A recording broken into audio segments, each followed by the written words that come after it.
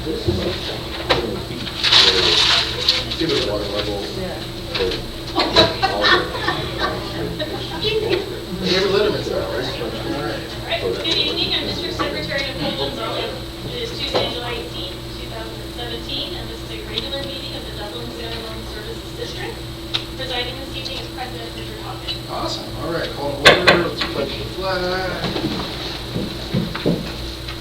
I pledge allegiance to the flag of the United States of America and to the republic for which it stands, one nation, under God, indivisible, with liberty and justice for all.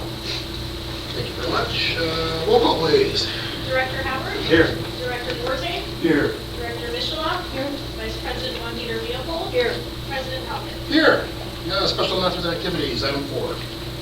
Yes, we have Senior Engineer Dan Lopez. He's here to introduce our new safety officer. President Hawkins, member of the board, I'd like to introduce our newest employee. This is Will Martin, our new safety officer. Welcome. He has 18 years of experience in the public and private sector, most notably 5 years with the city of Corona, where he oversaw over 800 employees in our safety program. This is Lynn's second week here, and we're excited to have him here, so welcome aboard, Lynn. Welcome. Awesome. Thank you for coming. Favorite kind of special announcement? Any others? All righty. Public comment. I know each and every one of you. Is anybody here for public comment? No. Okay. We'll move on to item 5 then. Item 6A, reports by general manager and staff. Yeah, the event calendar, the CASA conference is coming up, Midsummer Conference in mid-August down in San Diego, so if you want to sign up for that, let the clerk shop, I'm sure we'll shop that for you.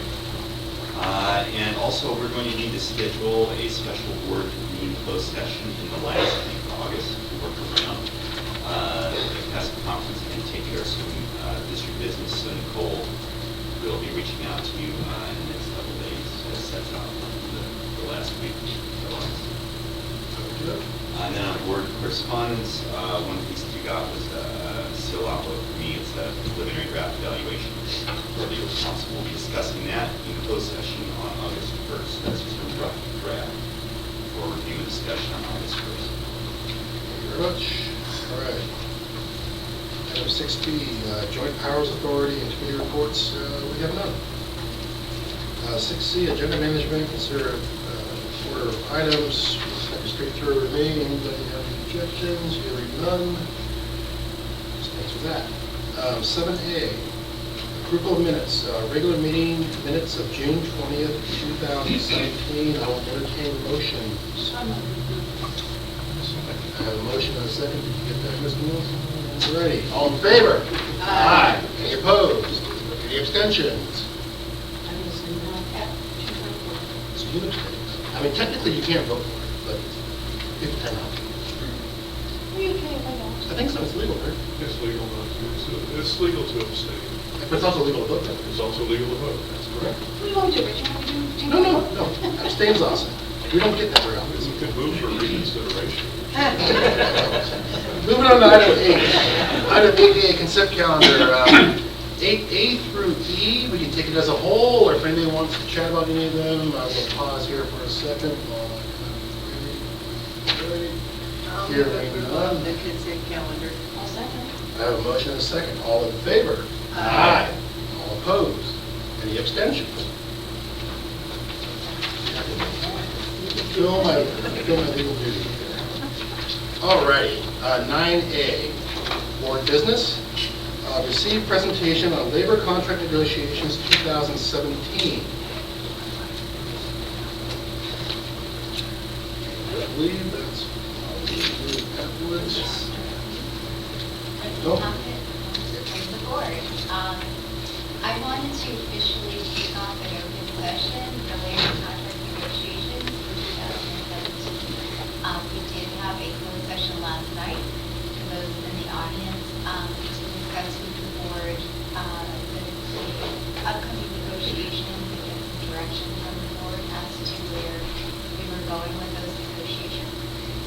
And I'm not used to something like this, but I want to compliment you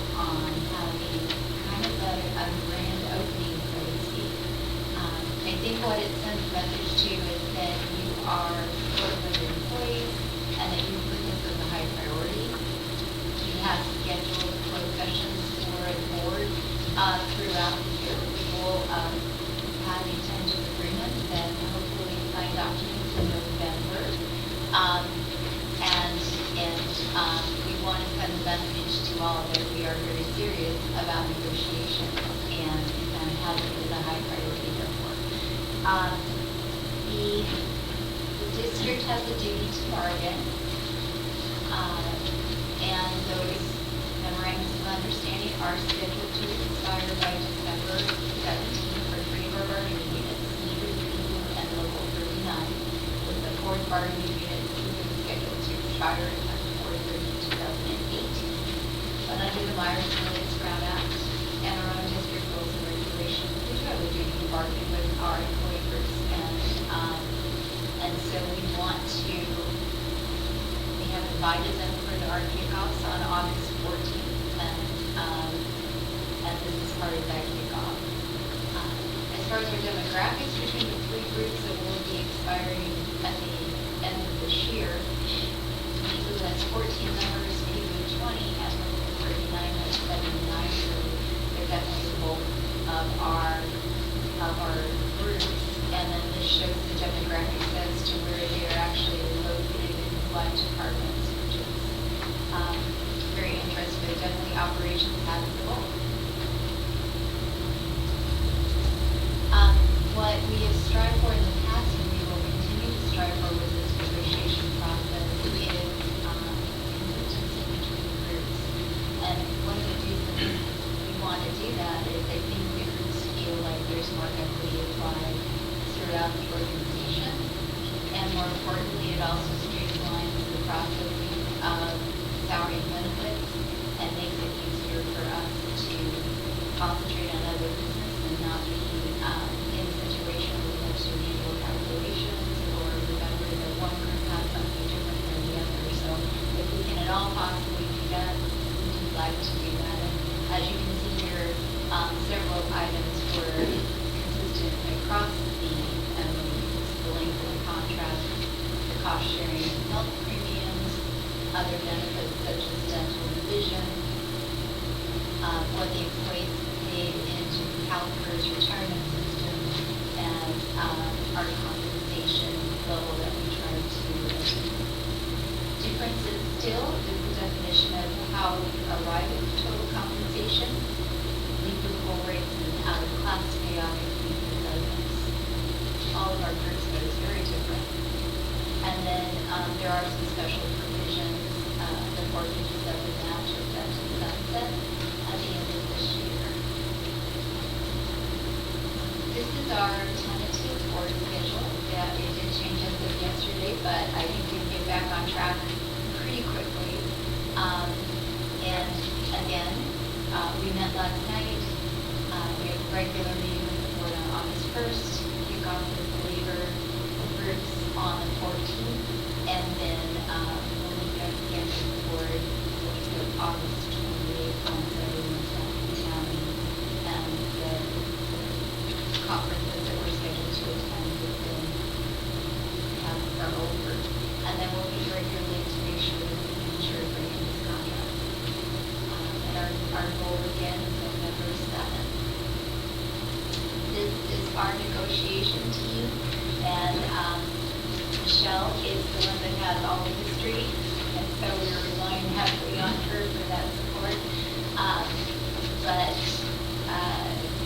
I think that the main goal here is good communication, interstate bargaining, and trying to find a win-win between the board and the groups so that we can settle and have good MOUs for the next several years out. We're happy to answer any questions. Any questions from the board? Comments? Corrections? Yeah, corrections. Well, the only thing I would add is, been through several of these, it's been a while. I appreciate, I know out there in the audience, at least in my tenure on the board, we have a history of doing this as amicably as possible. It tends to be collaborative, and I'm looking forward to that being the norm for the future. We want to get this done. We want a fair deal for everybody involved, and I trust our team will represent our position as accurately as possible. Let's get it done. Very good. Thank you for the kickoff, and enjoy your meeting on the 14th. Are you serving like professionals? Kind of helps you, and then Yes. if it's in the morning, coffee, bagels. 9B, receive annual presentation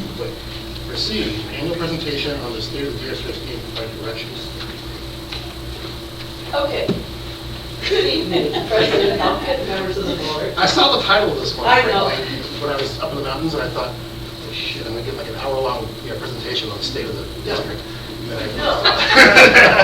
This is an idea that came from the board, and it came from the board because folks have attended our sister cities' state of the agency presentations, and you've attended city presentations where they, state of Dublin, state of Livermore, whatever, presentations.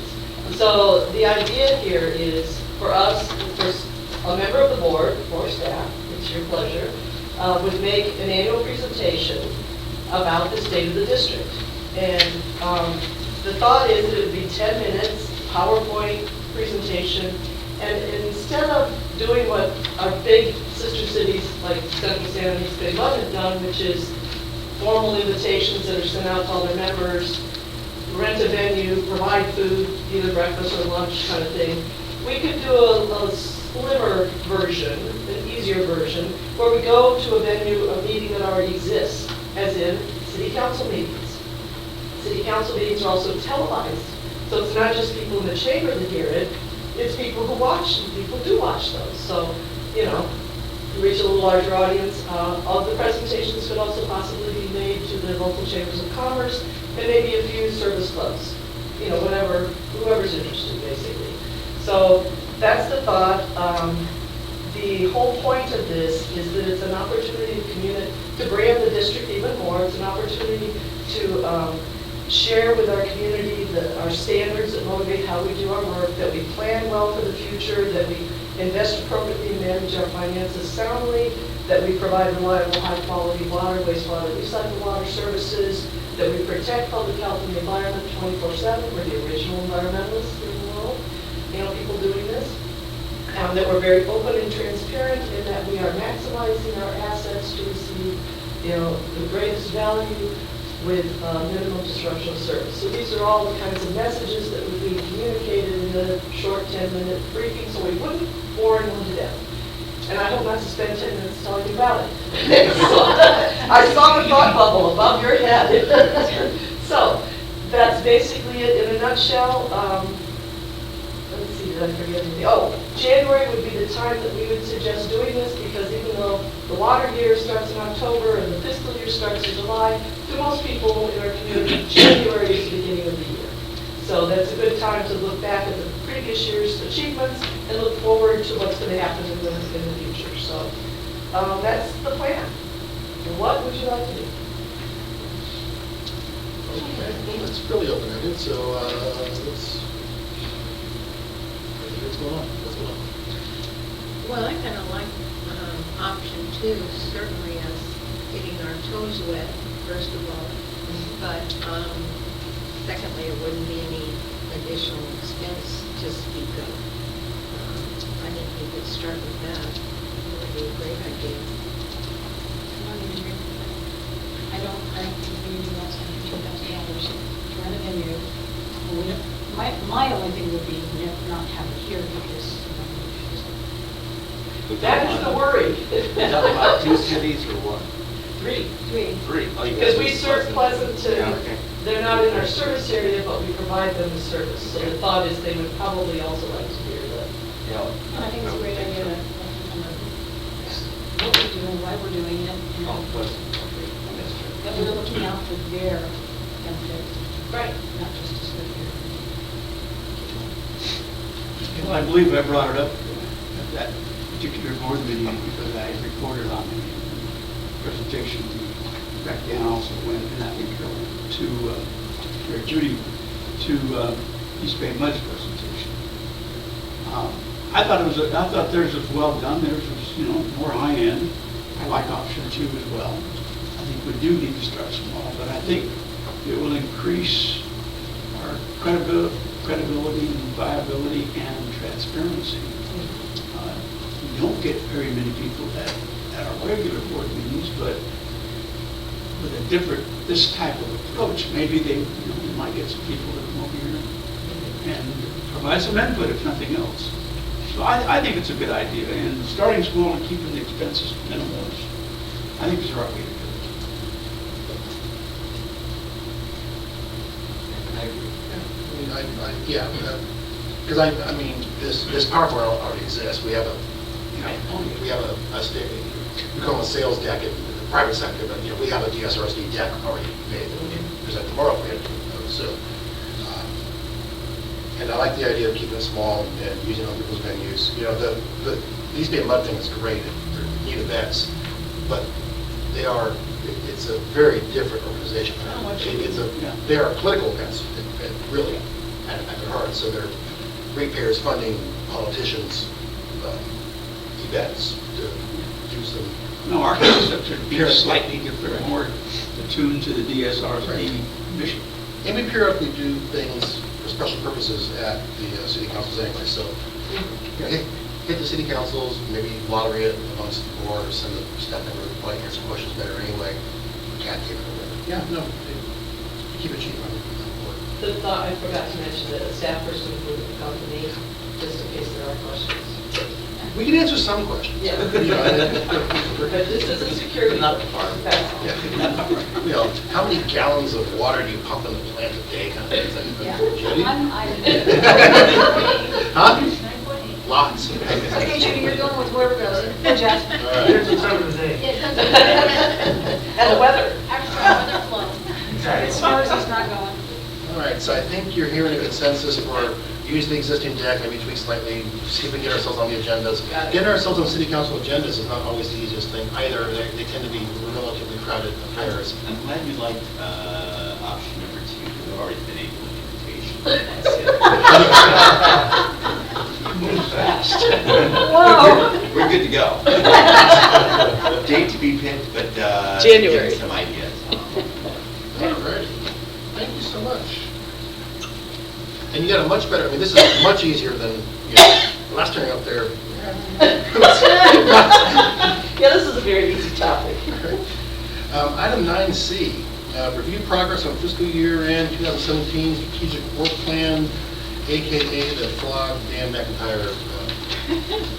So That's it. all the red we get to work them over on, guys. So this is the closing out of the 5th edition strategic plan that the board adopted a little over 2 years ago, which the board did an update streamlining of that here a couple of months ago. We just wanted to go back and look at some of the highlights. The previous strategic plan had like 22 goals and 119 work items, and I will have mercy on you and cover only 10 highlights. Actually, we had a presentation a year ago where we looked at the first year of the 2-year budget cycles, the number of items we did last year. I won't hit those again, but we will hit some of the newer items this time. So the first out of 10 was prepare an updated regional wastewater rate study that included appropriate cash reserves and debt coverage. And for those of you keeping score on your scorecards, the number of the strategic work item number is up there. So the board approved those rates. They had a presentation actually back in April and authorized us to put out a Proposition 218 notice to approve the rates on the 20th. And they involve 4 increases according to the CPI index over the next 5 years. So in this year, there is no rate increase, but then for the 4 years following, there'll be a CPI index, and there is a check-in provision on that, where if we're able to control our costs and we see revenues outpacing our expenditures, we'll check back into the board. But otherwise, the CPI will be automatically implemented. The key part of this is the asset management needs, the capital replacement needs are projected over 15 years. So we're actually able to feed some of those costs directly into the study for the first time this time out, and reflected in the rates. We started on a trajectory for ramping up our regional plant long-term replacement needs, and that's reflected in the accounting for the rates. Similarly, we were asked to do an updated local rate study, and include appropriate cash reserves. That's a 5-year rate program approved back on June 20th. That's actually a more significant rate increase, 5 rate increases over 5 years. The board approved to shore up that program. More work needs to be done to fund the asset management program, so the 5-year program doesn't get this to total complete sustainability, and so we'll still keep working on that and bring back some more information, probably a couple more years of rate increases after the 5-year program. Related is to develop long-term financial planning models to allow the board to make more informed long-term rate and budget decisions. So this is an item that is partially completed. And the preliminary asset management plan has been developed and rates adjusted accordingly for our regional and local wastewater funds. So we're starting to explicitly feed in our asset management program data as we build that program into the rate studies. And this item is continued in the 2018-2022 strategic plan. So our asset management plan is still preliminary. It's kind of an evolving work in progress. So there's more refinement to be done, and a main thrust on that is not only the capital replacement, but also to integrate some of the operating needs of the asset management program and bundle that all up in an effective financing plan. So that is continued on in the strategic plan. It's one of it's tied with one of the 8 goals of the new edition of the strategic plan. Developing an indirect potable reuse project. We touched on this last year. Some initial steps were taken. A lot more progress going now. The main element on this is the Tri-Valley Potable Reuse Joint Feasibility Study underway with 7 Tri-Valley partners.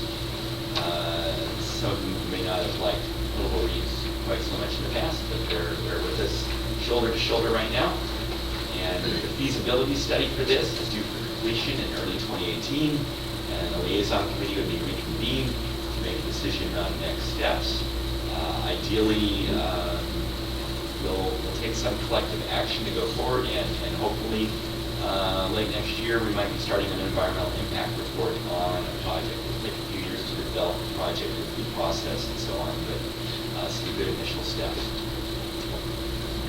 We wanted to sustain compliance with Zone 7 and state potable use reduction mandates, so the drought situation has improved dramatically. In calendar year 2016, we were under 10% voluntary conservation for most of the year. Under the state mandate, we were able to self-certify that we only needed to do voluntary conservation, so that was the program for the majority of last calendar year.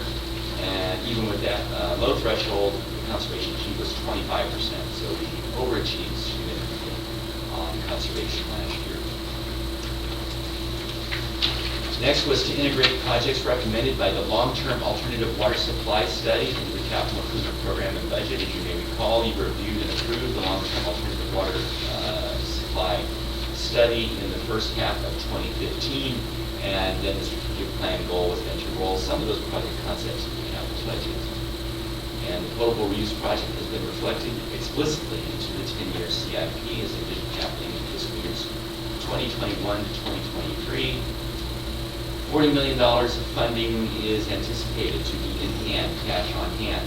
$10 million of that would be developer funds through the revamped water connection fee that was approved by the board about 13 months ago.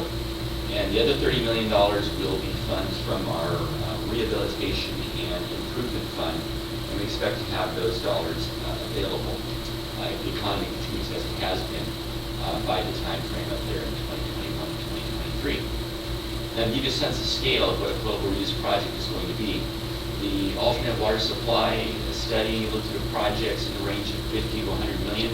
As far as the joint feasibility study's gone, it's going to be more. Joint project cost is going to be more than $100 million. That's going to be on the low end. But the district looks like it will have, if all things keep going as they are, we'll have $40 million, our share, cash on the barrelhead.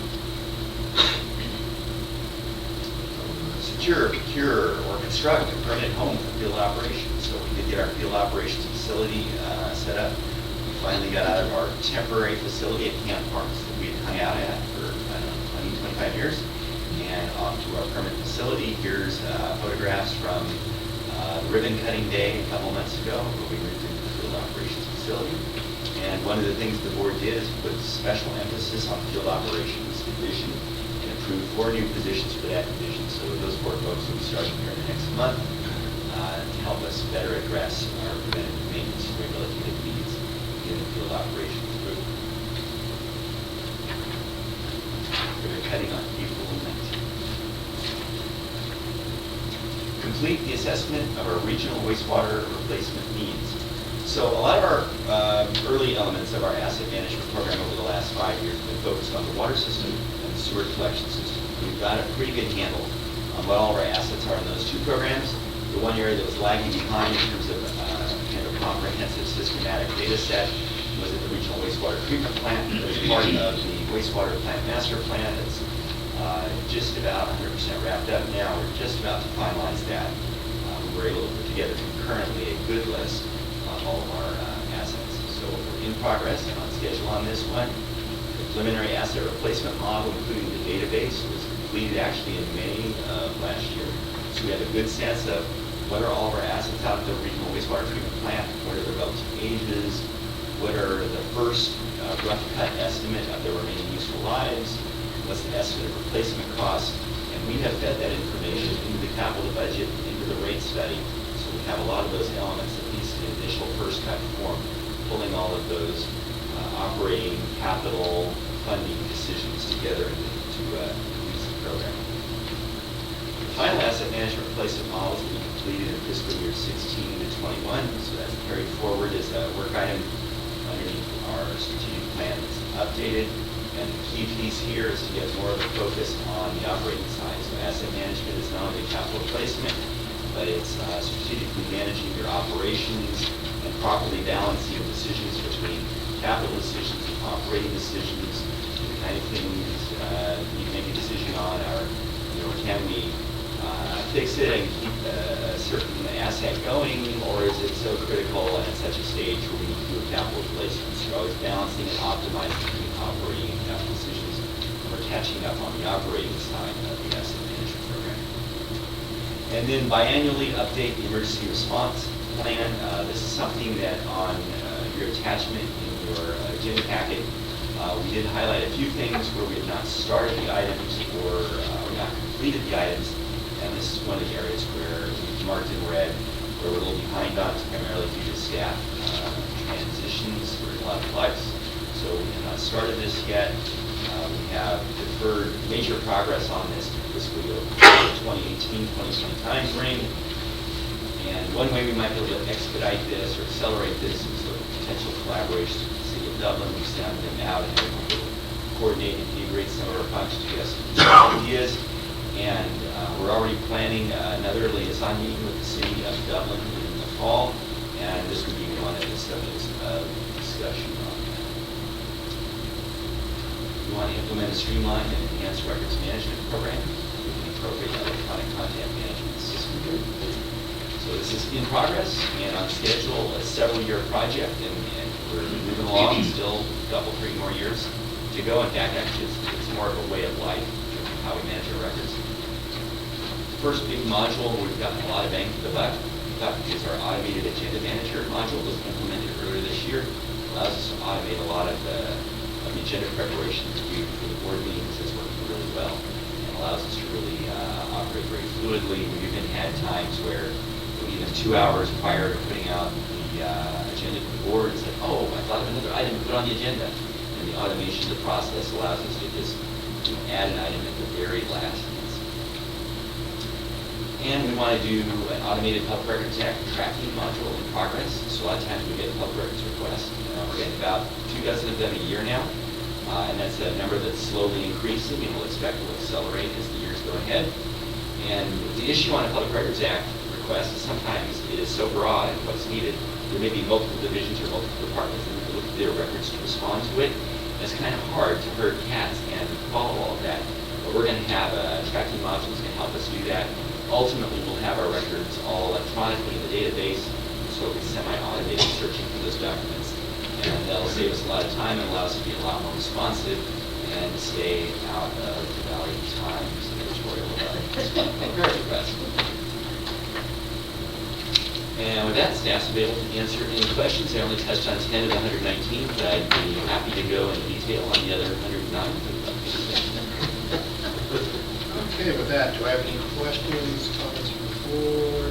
Well, I was pleased to see, I didn't realize you had the asset management, that the database complete. So you have, every single asset we have is logged in. That's fine, I think we have a few things we're missing on the sand filter side, that Durba side. Well, the DSR, it's just, and I have the major ones there, it's just they're missing a couple because that's in a Durba.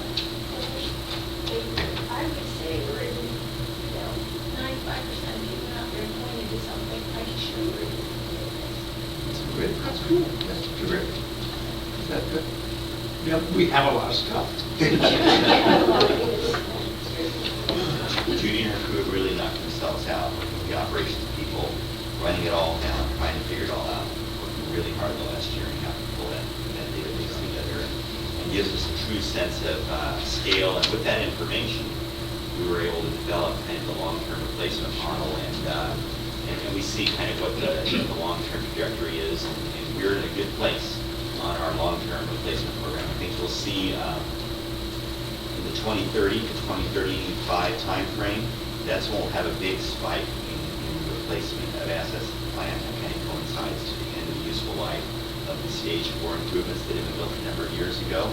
So we now have a handle on that. We're watching it. We have a model and a financial model that tracks all of that and will put us in the right place to have the money when we need it to do the improvements that we need. And just like that engineering operations, and the other sort of lay out our goals for the next year for that. And I think now that we have a lot of the information, that we're still continuing to clean up and perfect what we have, but we're going to start looking at the plant, what are those most critical things, and really identifying all the very critical things so that we're assuring that we have correct PMs on those, and that those are the things we're looking at, and not spending our time on things that aren't supposed to be important. So we're trying to direct all of those maintenance hours that we have to the right location. That's great. Any questions or comments? So another question I have is with respect to emergency response. I know the plan is kind of in the weeds, and, plans are cool, reminders and stuff. And I get that because we've been kind of lean for a while.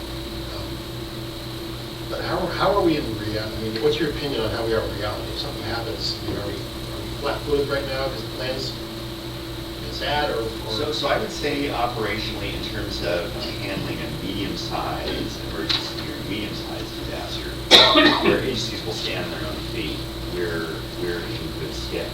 But if we have something that's as bad or worse than what the city of Napa experienced a few years ago, we had like 60 water leaks at one time, they were in way over their heads. There was just no way they could dig themselves out of that, and they had to start communicating with other agencies.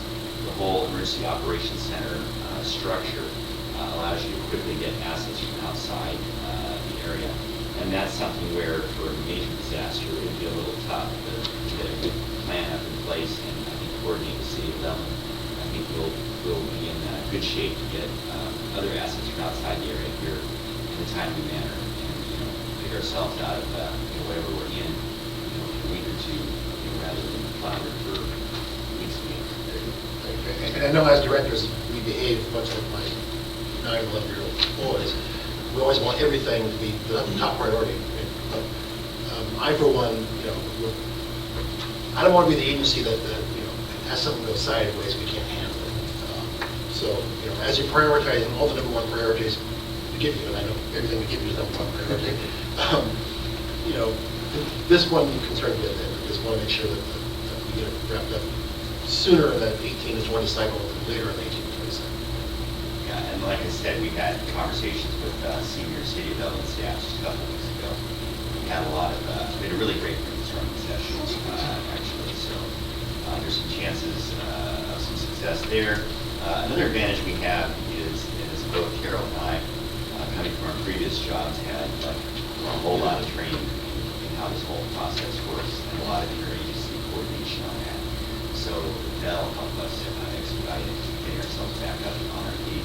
It's interesting to look through the emergency operations manual, and there's all kinds of people I know who they are. Exactly. So we need to update that. It's funny, those things age out. My in a reorganization, I had to let go of the guy who had our ISO 9001 cert, which is kind of silly, cert, yeah. And it's amazing how fast that document went stale. Because as the guy who let him go, it's not my job to make sure it stays up. I popped the thing open after only like 6 weeks. I'm like, so I get that. Just, that was important to us, I think all of us, I think. I just have one question. Is our new, are we gonna drop some of these things as being no longer good ideas? We've streamlined strategic plans significantly, but a number of those items have been moved off to a separate list. We call the Administrative Recurring Task List, AR2. It's a work of art, we call it. And so we're tracking it. It's not necessarily policy level stuff, but it's stuff we don't want to forget to do. Like, don't forget to hold an election. We've done that before. Don't forget to do your rate studies. Don't forget to do your budgets. Don't forget to update your Emergency Operations Center plan, and so on. So we've got that on a separate administrative list, and at least once a year, as part of the performance review for each department, we go through the work of art and see are we taking care of everything. A number of the items have been moved out of the strategic plan, but they are contained in the budget. So if you went to your budget books, which you have in your doors now, and you went to the second half of the budget book, you see the departments and divisions, and for each division, you see several goals there, and probably, I bet 30 or 40% of what was in the strategic plan as items continue on as specific division goals. So it's in a different place. It's not really elevated to the master list. The downside of having an overly long strategic plan is great because you never forget anything, but the other thing is you never remember anything. There's just too much there.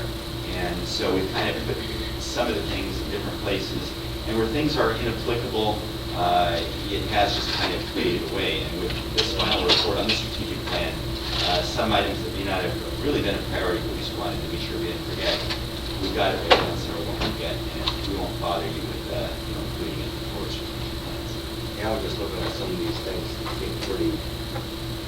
Remember to breathe. Yeah. Some of them are the, Well, like- remember to breathe in and breathe out kind of thing. Yeah, like the pilot project for recycled water on the front yard. Forget about it. That one's never been down anywhere. Yeah. Well, it's here, but Was. maybe it'll go. I think this is the last view of this. We will not look at this document again. Yeah, We're putting it to bed tonight. Okay, good.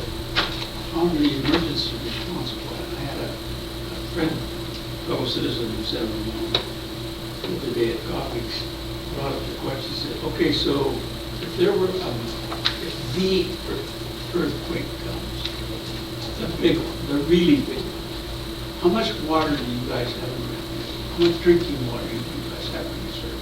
How many days could you last before you actually ran out?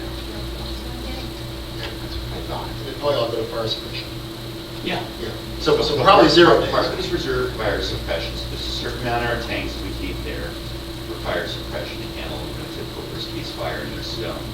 But then beyond that, we try to keep a day's water supply. Now you can probably stretch that. So Sue would get the word out to the community, all right, conserve as much as you can, and we probably stretch that. Isn't the But then reality- beyond that, we are dependent on Zone 7 system still being operational and still feeding our infrastructure. Then you got to spend like I was just going to mention. Could. Setting their side, these guys are very helpful. And so that's a small scale intertie. For the big one, they'll want their water. Yeah. As much as we want their water. I mean, I It think. depends on what this big one is, you know. Yeah, a very small big one versus a Hayward small big one. Yeah. But isn't the rule of thumb, if you're in California, that you better have 72 hours of stuff on your own? Pretty much in your car, in your house. You really should. Because I suspect even our one day that we have reserved for drinking, we'll probably have to go to fire suppression I'm sure it goes. if the city's burning down. And the date does presume irrigation. I mean, we get the word out, through our emergency operations center, hopefully we'll be on TV, and you telling people, okay, no irrigation. You're caught irrigating Remember the everybody. drought deal. We're not in irrigation, we need to stretch the water for drinking purposes to 2 or 3 days. If we don't irrigate, we can stretch out to 2 or 3 days for drinking purposes. Okay, well, strategic plan, that's what we're planning for, right? 9D, to receive presentation on the status of the proposed Santa Grove SCFI biosolids project associated with Barrier Biosolids Coalition and discuss. First observation is, where's the light? At Where the is end it? of the tunnel. No, where's Steven? Still Where's light, Steve? still Yeah. light, that question, where's the light? No, D-Light, where's Steven? He's on vacation. Oh, you let him, oh. He got it right before He's visiting Spain again. Oh, you let He's in him. Spain. He liked it so much. You are a soft boss, young lady. You should do not have him here for this one. Well, the next board meeting, I'll be gone, so I'm afraid I'll tell you where to work this spot. So I'm going to give you a little background on the project. Once again, so the district's been a member of the Bay Area Biosolids Coalition since 2009. And then in 2014, the coalition put out an RFP for a public-private partnership for a biosolids energy project. And then in February 2015, they selected Synagro and Supercritical Foods International, which is SCFI, to build a project. And DSRSD has worked very diligently since then to try to move that project forward. We offered our DLD sites as a potential site. We visited the pilot in Spain. We funded the preliminary engineering studies and kind of did an overview of the environmental issues that should be considered. We visited, I think even Ed visited DC to lobby the Department of Energy for the project. And we assisted with the grant application. So to determine the feasibility of this project right now, we need to know the tipping fee. And the tipping fee is how much the facility will charge you to dispose or to give them your biosolids.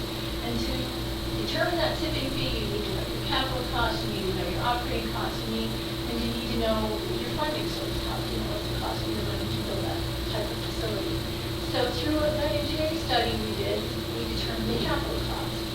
The capital cost, if you recall, I think we've given you a slide update earlier on that, was $30 million as opposed to the very initial number that was $10 million. So we know the capital costs are much higher than what we initially envisioned. On the operating side, SCFI still has not gotten the facility up to % biosolids that was proposed for the project. So they're slowly working up on from what we'll call a very watery biosolids to try to get up to 12 to 15% solids in what they're feeding into the system. And they're still not there yet.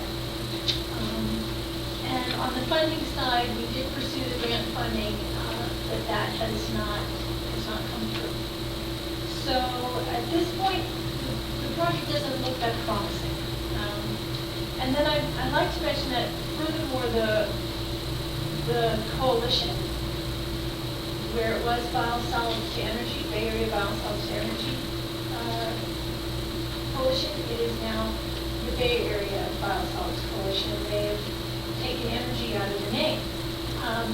Focus of the coalition has been now more on diversifying biosolids management options and diversifying the vendors rather than just a focus on this biosolids to energy. And that's partly because the impetus for that was Senate Bill 1383, which said that 75% of all organics that go into landfills by 2025 have to be diverted. They want to remove the organics going to landfills. And I would say 50 to 60% of the biosolids in the Bay Area, people with biosolids, are using their biosolids as alternative daily cover on landfills. So a lot of agencies need a a solution of something that, you know, the project you're looking at would just take a small amount, it would be more like, they want to look at some real solutions, and they're looking at a lot of different technologies right now. Right now, they're focusing on, there's a liquid fertilizer project that's in Fairfield Sassoon, and that project is in operation right now. There's a gasification pilot that's making a bio-crude oil, and that's at Central Sam. They're the ones who got the Department of Energy grant. And that's a pilot that'll be going in 2 to 3 years. And then the Silicon Valley Clean Water has got a project that's in construction right now, and that's to create a syngas from biosolids. So there's a lot of, it's kind of exciting, there's a lot of different things going on out there right now, creating fertilizers, creating energy products. So there's a lot of things that's probably good not to have all your eggs in one basket, and it's good to have a lot more vendors and a lot of things that people are trying out there. And should, you know, staff continues to participate with the coalition and follow all these technologies along with the SCFI technology. And, you know, Synagro sent us a letter, so they continue to, you know, watch it. And should they come back to us and have more information and be able to, you know, want to get something going, we'll consider it in as well as these other ones and compare it to these other ones. And in the meantime, staff will be looking at dewatering options because of all those options I discussed, as well as just simple land application, we'll need to dewater our biosolids. And we determined from the master plan we'll need to dewater a small percent of our biosolids so that you know, we don't accumulate it in our FSLs. And so we'll be looking at dewatering, and we'll be looking at these options. And some of our dewatering may allow us to still apply it just to our own site. So that's the update on the project, and I'll answer any questions. Questions? The agreement with Synagro is a non-binding between the coalition and them. It's not by, and it has expired. Synagro had the option to extend it if they wanted to, by 6 months or a couple more times, but they didn't request that. Well, it looks like, given the fact that they haven't been able to achieve the ratio with hope, and now with the diversification of new goals, new methodologies, new options, if you will, how's our coalition partners? What's the general tone out there? We report, Synagro reports on where things are at, and they're interested, but they're interested in all of these things. Right? So, and I think they're going to be interested in whatever's going to give them a larger solution, maybe not just a pilot, but something that's more of a full-scale solution to their procurement agency. And it doesn't look like a DOE grants can be clear close in the near future, does it? No.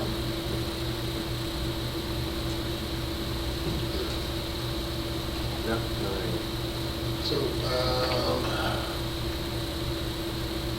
sure what the right word is. We dedicated $200,000 to $250,000 last time. We put some dollars towards this maybe 6 months ago. Yeah, we asked for up that to do project development. We've spent a portion of that. The major focus has been a lot of staff time, not a lot of new development. So these guys want, I mean, I assume we paid, you know, how big was this invoice they were asking us to pay for not actually doing anything? To pay it? Yeah.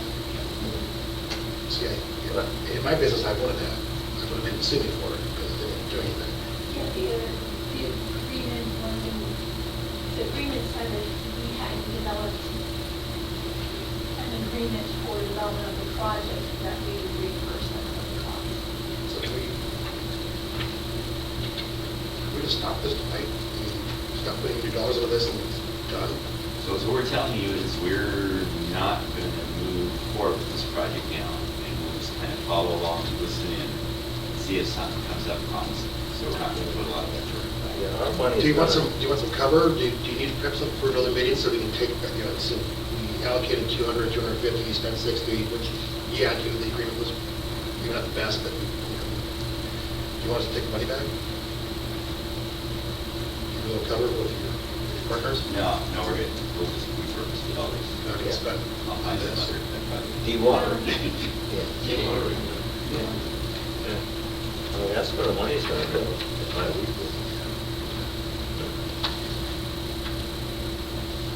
We just wanted to make you aware, because like a cast at our other place. We knew it was dying. You will, I you think will we've hear said that about for a while. it.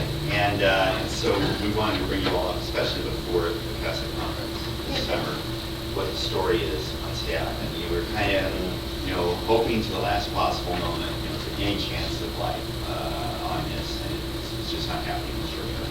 I mean, frankly, I feel a bit abused by our partners in the coalition, because they kind of, I feel like I'm left hung out to dry on this one a bit. No, I don't think so. We probably asked. Well, we paid for it, but we also paid for this stuff. Well- If it worked, they're all going to get involved. They hung us up to dry. I'm not sure all of them didn't pay their dues to the coalition, some of the variants. No, I think they have. I don't think it'd be functional if they had paid.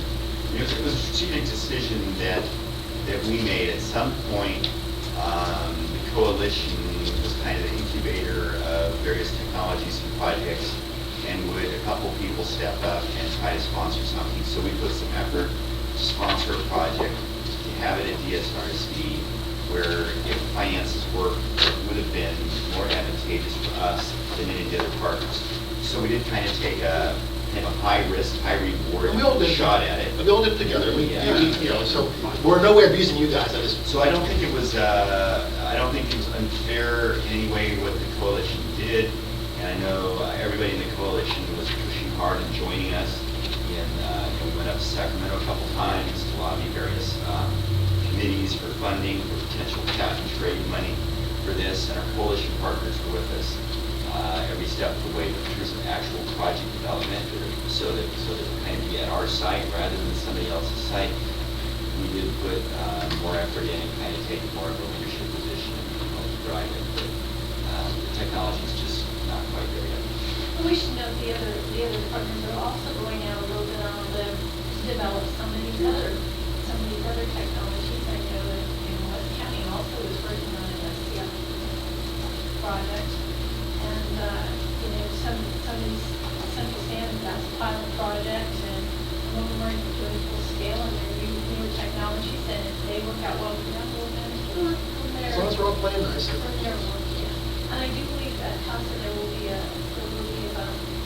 biosol, area of biosolids coalition presentation at CASA. Yeah, they almost always have those. Awesome. All right, how about 9E? It would have been really fun to have Steve here. Yes. We could have, that would have been awesome. Yeah. I can have to come back. That would have been fun, come on. Steve. We could have asked him how the oranges tasted, Yeah. and then worked into the, it would have been great. Only if he barbecues. And He makes one hell of a- And we love Steve, we're just, but it would have been, that would have been. When Steve comes back, we'll say the board wants the project done now. Yeah. Actually, better yet, say, someone minds the board asked to put an item on the agenda so you can come see the project. Really tell us what's going on. Send the word out Where the to money the went. grapevine. You should have been there. That would be, anyway, all right, good night. He's probably He watching. really wanted to be here. He We- asked that we put it off, but You wanted to do it? scheduling of I things. understand. Just want We to make digress. sure you're informed of it too. All right, 9E, oh boy, ballot casting. We've got to figure out a rubric for this, we don't have to actually declare agendas for this. Approve casting district vote in the California Special Districts Association 2017 election representatives to the Board of Directors of the area network seats A and C. If you would like, Nicole has a presentation. Very brief. Okay, go for it. Go for it. Keep this one light. So President Hopkins, members of the board, as you just stated, the CSDA, or California Special Districts Association, is conducting its election for representatives to the Board of Directors for the Bay Area Network, seats A and C. The Bay Area Network is the network that we reside in. There's 8 of the counties that are districted in. There are 6 networks within CSDA. So because there are 3 candidates running for 2 seats, this is considered a substantial matter where there is some deliberation over who the district will cast its vote for. And we are asking that you consider the 3 candidates according to the typical principles that we have used in the past, which include satisfactory prior service, proximity to the district service area. They're from an agency with a similar mission in the wastewater or wastewater arena and knowledge of the district. And all the materials for the 3 candidates materials were included for you, so you can go ahead and take a look at their background and current involvement, if any. And so the 2 that you select, General Manager McIntyre will then pass the vote to the board. Like the order in which they are presented. Open the floor. Discussion. Opening the floor?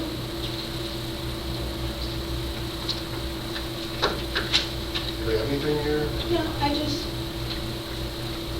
any idea that my first choice would be Ramon.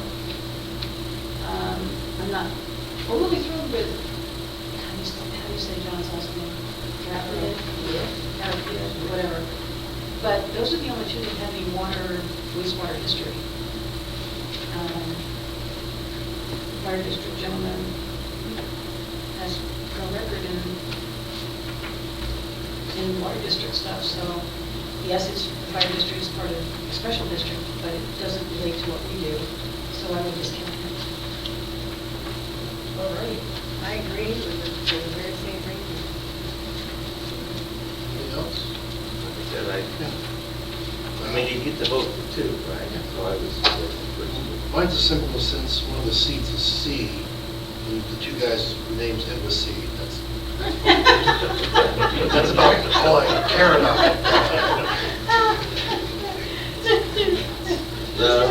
Meaning the motion. You know, these are the people that carry legislation that affect us. so- CSDA's doesn't have anything in their retirement system. Are you kidding me? Aqua kind of. Watch it. Aqua kind of, and maybe Casa. CSDA, Okay. oh, come on. Dig out CSDA stuff, whatever you have, I'll dig mine out. He asked for it. That's fine. And I still won't care. So do you need a motion here or anything, or do you have direction? Motion, please. Oh, let's get a motion for this. Let's get the motion to pass 2 votes. I move. I'll second. Well, we have a motion to move it again. I move that we vote for Mr. Caldwell and Mr. Cardia. I'll second. I have a motion and a second. All in favor? Aye. Any noes? Any abstentions? I will abstain because I don't care. That's a good reason. You Actually are wanted to do that. terrible. No, I'm just realistic sometimes. All right, board member items. This is actually, now we get to good stuff. Board member items.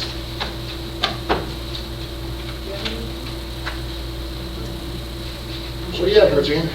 Okay. Well, you all heard at our last board meeting that we attended Catherine Baker's Water Advisory Council, and she talked a lot about Los Vaqueros, and I just wanted to mention again that, where are we at here? One of the places had, the Aqua Dips had a little bit of a discussion on it and where you could go to testify or give comments on the draft EIR. Hopefully, it's none real close, sadly, but hopefully people will comment on it. I was surprised, and I don't totally understand why. I thought Zone 7 was participating in this. I didn't see them originally listed on this, on the announcement in the newspaper. It didn't list them as a participating agency. So they only are hitting half a dozen sites maybe with this. I'm not sure what kind of class of water understood it that way. But yeah, Zone 7 is one of the parties paying for the studies up to now They on this are. project, and they're one Okay. of the co-applicants for the state grant. Okay. Because like I said, I didn't, in the notice for where the meetings were, I didn't see them listed. And I was hoping they just forgot, and the newspaper just forgot rather than them not participating because we need them to participate. Okay. Next is the CASA board meeting, which was held yesterday. We adopted a reserve policy. We've never had a reserve policy, and it's interesting to watch CASA bloom as an organization because they're following many of the same steps we did as we progressed over the last 20 or 30 years was setting up decent reserve policies and purposes for those reserve policies, so it was good to do that. And we selected the 2018 officers. Paul Bushy from Acadia is for president, and I don't recall the other two. Tracy Minimegas is vice president, and sorry, don't recall the other one. And this isn't the paper that I had the notes on. Second thing is we discussed the annual conference. Everything is all set up for it. They're working on a communications program right now, and someone has filed a lawsuit. Vertec has filed a lawsuit against Imperial County Measure X regarding application of biosolids to land, so I guess we'll have to see where that goes. County too. Yeah. County case went on for, still going on, 15 years. Yeah. But it's like we've discussed here before, the land application process is sort of just getting attacked from all angles, and we've just got to come up with another solution, an alternative if nothing else. And then last week I attended the Special Districts Alameda County meeting here, and unfortunately we didn't have any of our directors here, but oh well. Carol was here, and of course Dan was here, and Sue was here because our speaker backed out at the last minute. So on Monday I called Dan and said, help! And he put a program together for us for the meeting. But it was a pretty good meeting. I mean, DSRSD gave a lot of information. Dan gave a lot of information about DSRSD, and then we had a short presentation about hiring the next generation of employee and how much it's needed. And every single agency is close to where we are in one way or another with having a huge portion of their staff ready to retire. So it was good information. That's it. As always. Oh, excuse me. One other thing. Okay. You still have the floor. Okay. Mayor Hauber called me, I think it's been a month ago already. What do you call it? Oh, sorry. That's too easy. He would like to see us collaborate with the city on doing something to recognize the people who have redone their front lawns, their front landscaping, into something that's more sustainable and water conservation friendly. Some type of a contest that people could be acknowledged for having done a nice job. So I throw that out to, mostly to Sue. I know that's who it'll fall to, and I don't know if he's told his staff yet, but he said his staff knew of this suggestion and were willing to work with us, so just something to kind of, some people have spent a great deal of money on tearing up their lawns, and they do deserve some recognition. We asked them to conserve, and they did, so. It's okay, that's it. Come on this side of the table over here. I've got two items, I'll keep them brief. I also attended the water policy meeting with Captain Baker, and among the many issues discussed were everything from the twin tunnels to regulation of stormwater. At the end of the at the end of the session, she asked for a kind of a recap of opinions from everybody, and it was good to hear that the majority of the people in attendance had the same concern about the lack of movement on water storage. So that was, at least she's aware of it, and she's taking that back as best she can, but being a distinct minority in the legislature, this doesn't help us. Yesterday, Dan and I both attended the CCSDA meeting. And the usual committee reports, the two presenters were kind of interesting. Another one that Sue probably I know is aware of. Central Sand gave a little 10-minute PowerPoint on their Citizens Academy, which seems to be working very well for them. And we asked the question, how much does it cost? It's 6 weeks, 2.5 hours a week. They spend about $8,500 on materials and direct cost, not counting staff. I'm certainly not suggesting that we do something like that, but it was an interesting presentation. Not unlike it's kind of a shortened version of Leadership San Ramon and Leadership Dublin. Food for thought. We were going to steal they probably left a liaison we had with that. Yeah. We were going to steal their slide deck. I don't know if we ever got our hands on it. Yeah. Yes. And as an aside, the board had discussed this in the context of just promoting ourselves for purposes of future elections. This was maybe one of the strategies I think the board discussed about 6 months ago. So this is one of the concepts we're working on developing already and bringing back to the board. And one of the things that from that presentation with the Specialist Association, we were encouraged by Central Stand. Please feel free to plagiarize liberally from us. It's a lesson learned. We don't need to reinvent the wheel. So yeah, we'll try to do that and do a little search into this. I should have the City of Dublin Citizens Academy every year with Laura goes and does a session on what we do at that academy. It's their works night. It's one of their nights for the City of Dublin. We get half of that. Our program be a little bit more than that. We double detail, probably a tour of the plant, maybe a tour of some other things too. The other presenter was CSDA, the Finance Corporation. And the title was Public Works Financing 101. Good presentation, and we'll send, I have that PowerPoint as well. Excuse me. That's all I have. I have a very brief one. I don't tell stories very often, but so I was in Arnold yesterday. Thank you for all helping me participate in Arnold. I know it's a pain in the hiney, and I do it as rarely as I can. But one thing struck me, and I know that's not our watershed, south of there, right? But it really struck me. We were at Calaveras Big Trees today, which is about 4,500 feet. Trying to get a 9 and a 11-year-old boy to enjoy big trees. They see 2, and that's pretty much done. But two things were interesting, and it ties back to the strategic plan, this water diversification process. We're just coming out of the winter of all winters. It's rain, snow, right?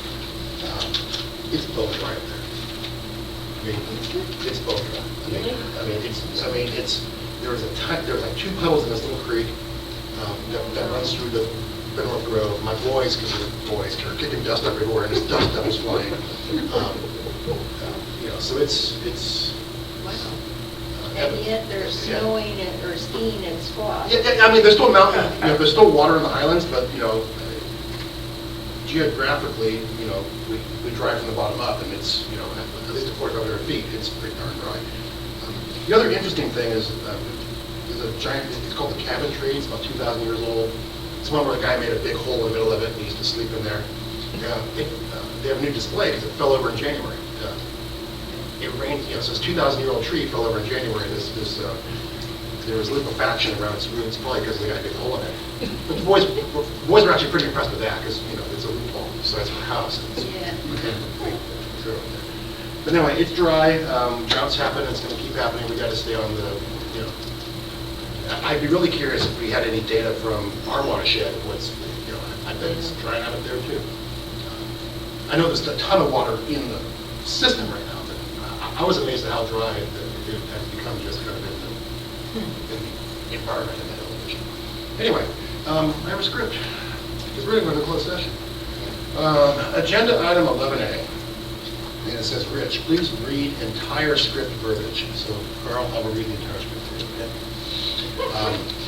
At this time, the board will be going into closed session for matters described on the agenda under item 11A, which is conference with legal counsel, existing litigation pursuant to subdivision D1 of section 54956.9, one case, Cameron.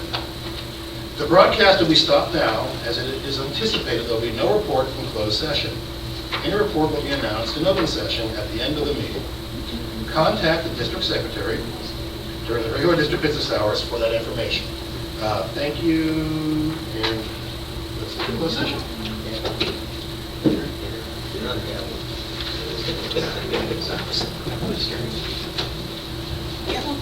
The ground is dry. Like even the trees, you know, it was. I assume you have a package for me. But you know what I'm speaking